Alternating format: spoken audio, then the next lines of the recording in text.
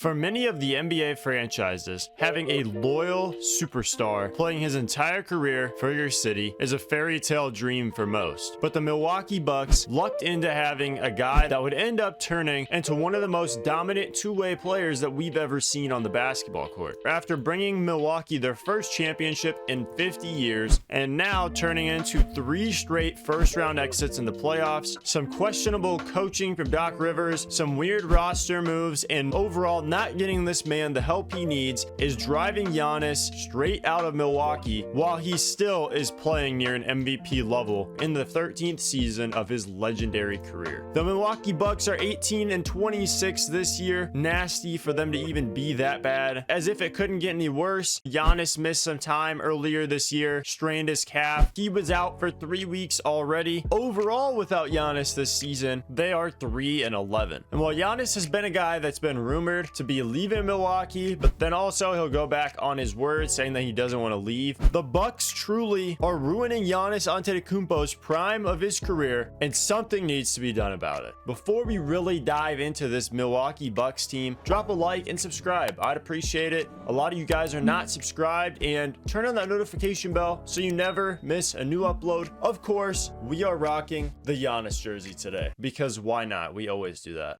Giannis is officially out for at least 4 to 6 weeks with a re-aggravated calf strain. So with this team going forward, it's going to be hard for them to pick up more than a couple wins along the way. When we look at how abysmal this Bucks team has been, especially this season, this is the worst Milwaukee Bucks team that we have seen since 2016, where they went 33-49. They are on about the exact same winning path. They're 18-26. They are quite literally on pace to go 33-49 again. The only difference is back then Giannis was only averaging 17. What we've seen from this Bucks team is not only being so bad on both sides of the ball, Giannis is quite literally the only reason they are not one of the absolute worst teams in the NBA competing for AJ DeBonsa. So far this season, when Giannis is on the court, the Bucks have an offensive rating of a 122.4 and a defensive rating of a 116.7. When he leaves the floor, the offensive rating drops by a whopping 14 points to a 108.2, and the defensive rating drops as well to a 119.1, meaning the net swing for Giannis Antetokounmpo is plus 16.5. Giannis is offensively their entire engine. He is their system. This team is one of the better three-point percentage teams in the entire NBA. They're 39.2%, second in the league, just behind the Nuggets. But what makes this so possible is having the best rim pressure guy in the entire league. We've seen that Giannis is not only able to collapse the whole defense, obviously the whole wall defense has been a thing for several years. Teams really do not want him to even enter the paint with the ball, and a lot of times this is the reason they're able to stay in games, is even if he's not scoring, when guys like AJ Green get hot from 3, it's a lot of times because of Giannis being able to break down the defense. When Giannis is healthy, he's a top 3 player in basketball. There is a slight concern with some of these injuries for him going forward. You know, he's had to re-aggravate that calf injury a couple times now over the past few years. That's not a good sign for him going forward. That could be a negative when it comes to a return trade package for them, and also that might be a slight scare for teams wanting to buy all in on him. When he is on the court, he is still the best of the best, and we've seen when this team went and got Dame, that was supposed to help free things up, which it did at times, and especially in clutch offense, that helps give them a guy that could go get him a bucket when the game went down to the wire. The Dame situation turned into this whole disgusting turn over this last offseason, and they went and got Miles Turner out of it. If it wasn't for having him, they genuinely could be even worse. So this team is currently 25th in offensive rating. They would seriously probably be dead last if it wasn't for Giannis. He has been so frustrated this season because of his team losing these games. Thankfully for this offense, though, Giannis has been used a little more as a screener. I think we kind of saw this start to develop a little more during the Damian Lillard years because the Dame Giannis pick and roll is what we all wanted to see. We didn't get a ton of it, but it definitely helped kind of develop his game as a roller, especially. He's also increased his mid-range output, and the clutch offense, unfortunately, has to rely on this. Giannis has hit, you know, some nice tough shots, clutch shots. He hit that game winner against Indiana towards the beginning of the year. Giannis with the back down. The paint away. The nice. Shot. It's good. With zeros on the shot clock.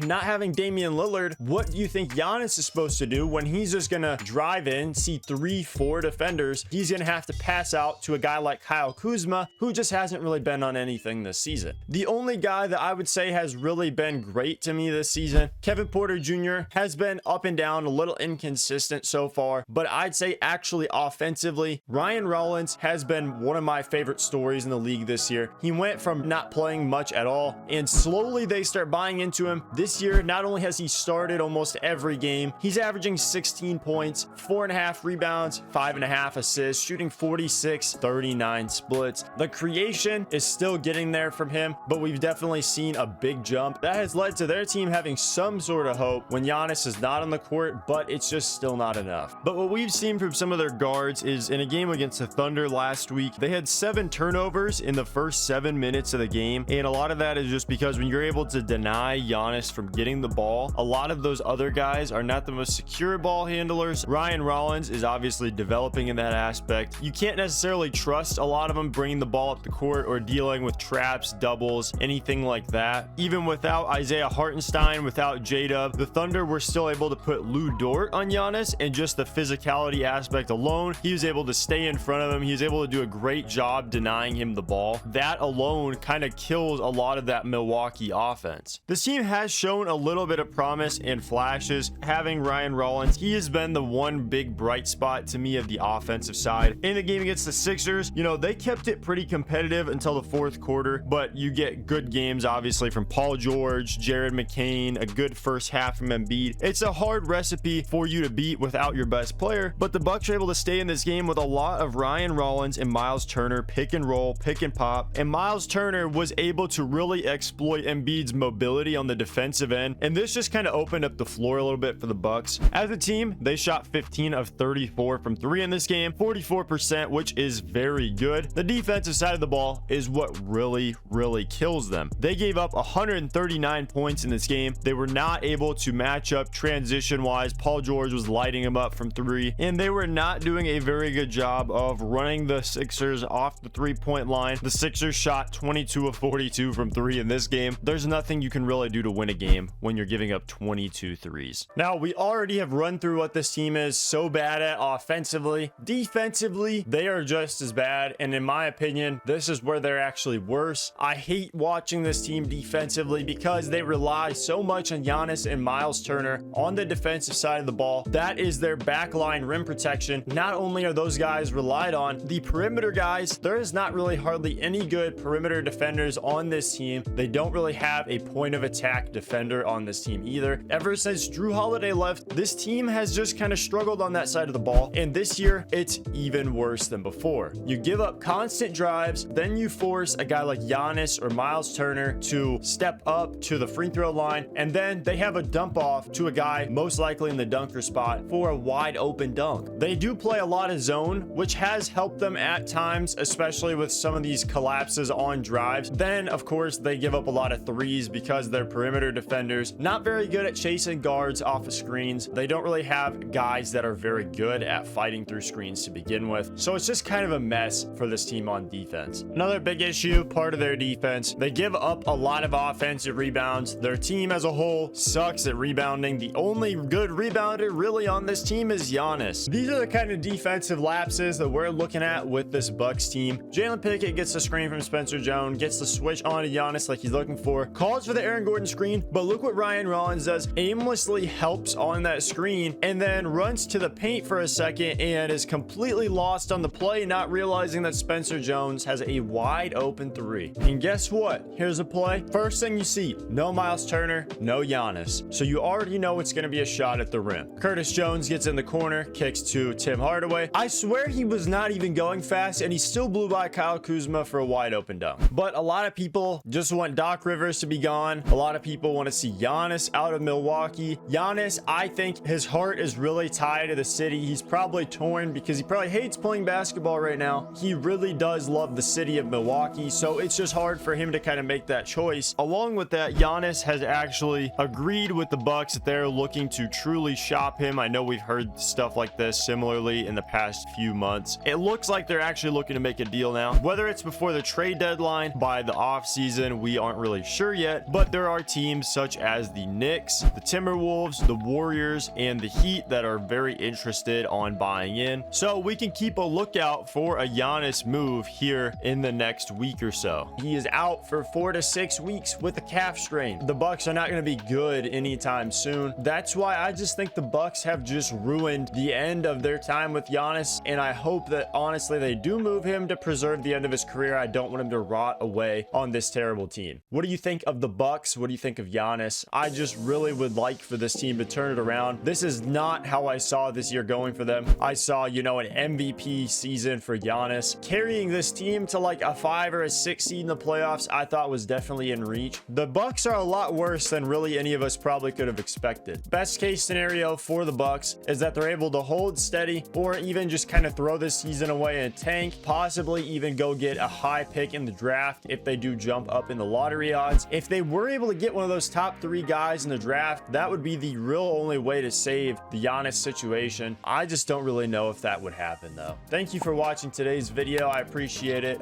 Subscribe if you have not already, and let's all just hope that Giannis can get off of this sorry basketball team. And as always, I'll see you next time, homie.